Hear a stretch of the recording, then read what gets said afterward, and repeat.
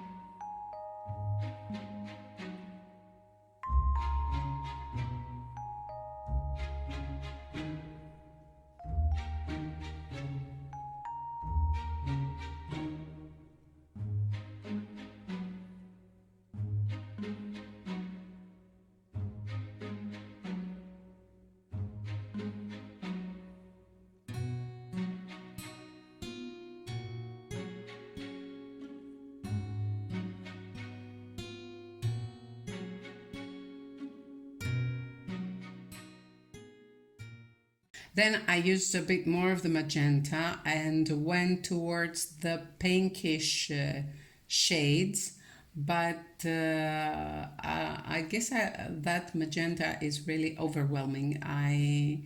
It turned like baby pink, and I toned it down again with some cobalt teal, but even then I wasn't very satisfied with the shade I had created. It was a bit childish, a bit Crayola style. So I toned down that pinkish shade with some red iron oxide, which is a gorgeous color.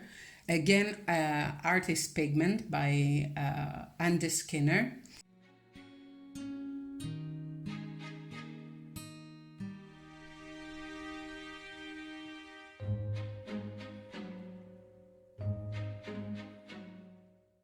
The red iron oxide muted down all this reddiness and pinkiness and this very bright color and made it much more sophisticated.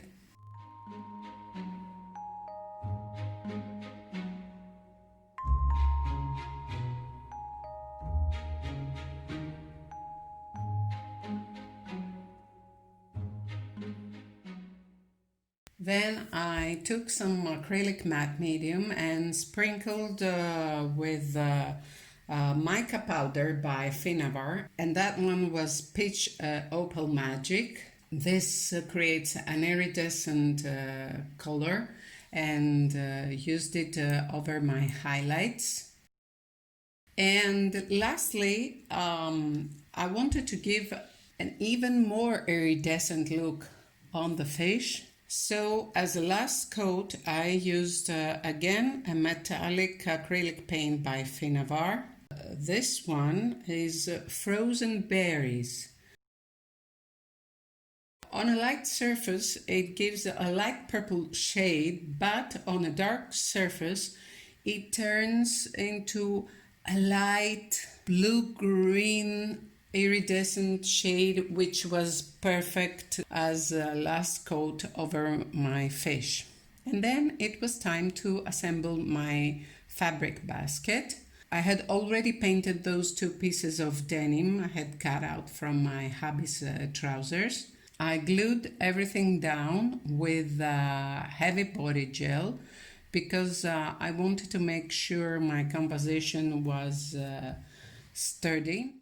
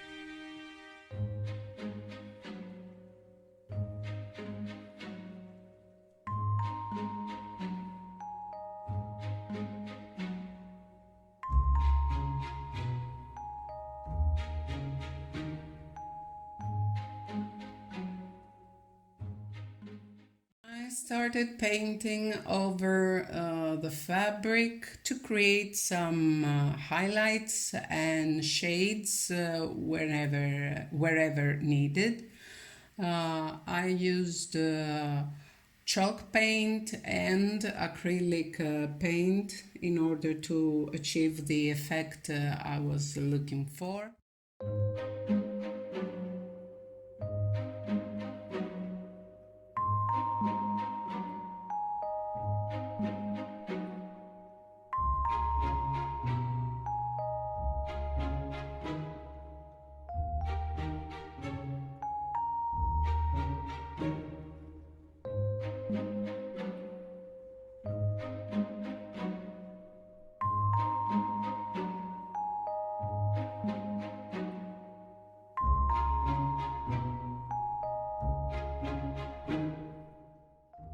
Especially for the shading part, I used Artist Pigment by Andy Skinner, and this color is Yellow Iron Oxide.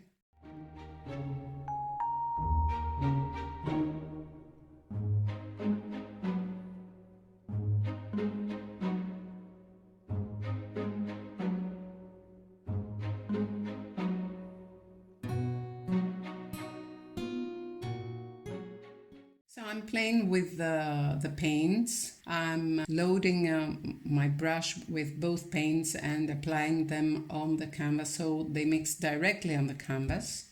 Then I wanted an even more intense shading color, and I decided to use some alcohol ink by Ranger, and this color is called Butterscotch. I absolutely love this alcohol ink. It's my favorite color. It makes everything vintage and rusty. I just love it. I can't have enough of it.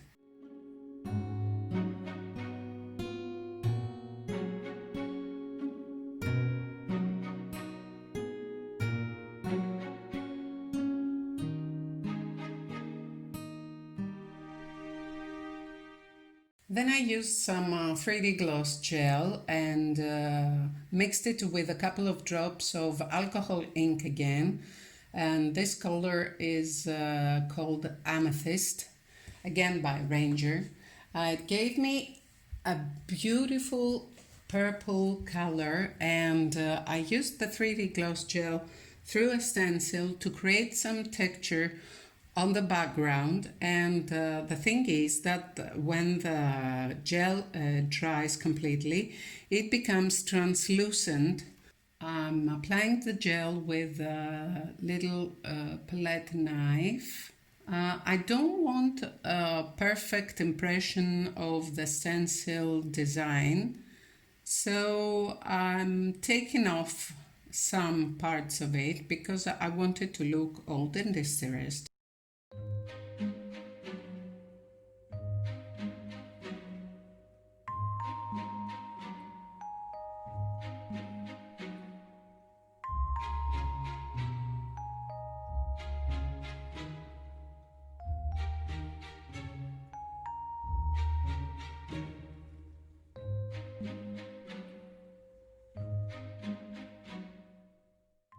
Then I took a brown paint. This is Artist Pigment, again by Andy Skinner. I think it's raw umber I'm using here. And I may have mixed it with some yellow iron oxide. And I'm creating this vintage frame around the canvas.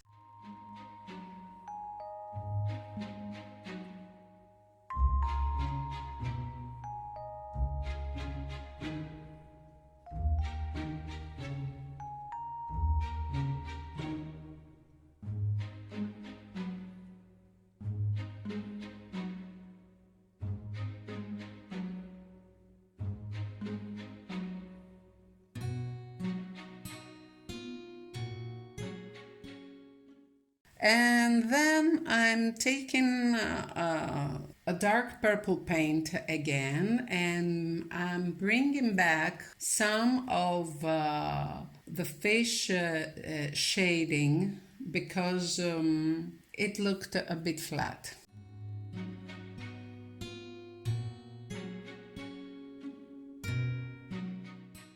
Lastly, I took a needle and thread and sewed directly on the canvas my basket because in this month's challenge, stitches was a mandatory element. So I hope you enjoyed this project. I hope you liked the process, and give it a go. Use some of the techniques I showed you in this video.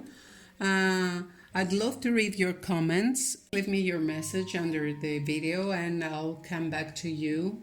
See you next time. Bye-bye.